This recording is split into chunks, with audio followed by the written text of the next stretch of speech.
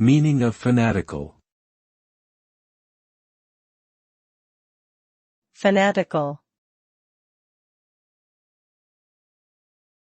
Fanatical. Fanatical. Fanatical.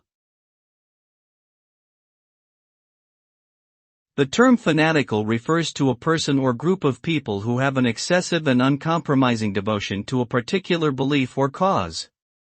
This level of devotion can lead to extreme behavior, and fanatics may be willing to engage in violent or oppressive actions to advance their cause.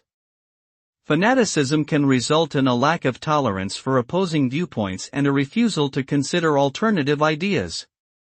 It can also lead to a sense of superiority and a belief that the fanatic's beliefs are the only correct ones. Ultimately, fanatical behavior can be divisive and harmful to society as a whole.